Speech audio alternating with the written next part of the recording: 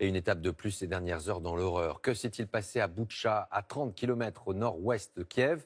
Des dizaines de corps de civils ont été découverts. Reportage Arnaud Comte, Stéphane Guimau et Guy Vlafiorc. À Boutcha, commune de 36 000 habitants, mais cessé durant près d'un mois. Jour et nuit, quotidiennement. C'est l'une des banlieues de Kiev où les combats ont été les plus acharnés, les plus rapprochés. Pénétrer à Boutcha, à moins d'1 kilomètre de l'entrée de la ville, nous arrivons dans la rue Yablonska, tenue par l'armée ukrainienne. Sur 300 mètres, une vingtaine de corps de civils, fauchés là par la guerre. Des hommes non armés, parfois âgés. 2 d'entre eux sont morts sur leur vélo. 7 autres habitants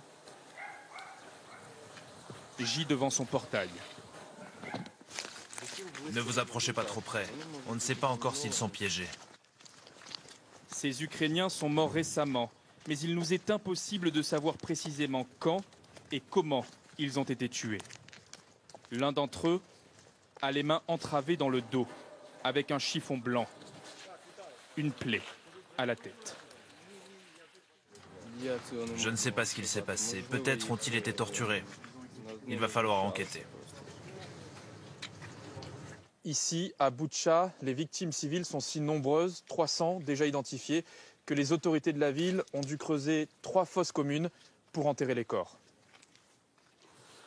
Cette femme, au loin, serre de toutes ses forces la main de son mari, anéanti et sans voix, face à cette mort qui l'entoure.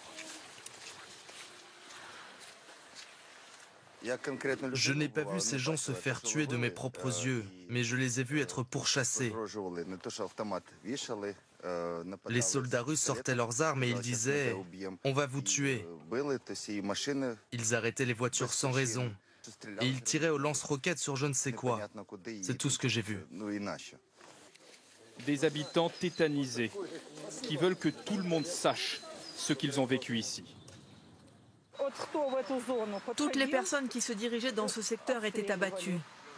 On était effrayés de sortir, car s'ils vous voyaient, ils vous tiraient dessus. Je veux que vous floutiez mon visage. J'ai peur qu'ils reviennent. Alors que nous nous apprêtons à quitter Boutcha, un convoi officiel. Ce sont les frères Klitschko, ces anciens boxeurs engagés pour défendre l'Ukraine, venus demander l'ouverture d'une enquête internationale. Si vous, les Français, les Européens, vous restez silencieux et passifs, vous aurez le sang de ces gens sur les mains. Abattus d'une balle à l'arrière de leur tête, vous devez agir pour stopper cette guerre insensée et ce génocide sur le peuple ukrainien. La ville de Boutcha est aujourd'hui libérée, mais ses plaies ne sont pas prêtes de se refermer.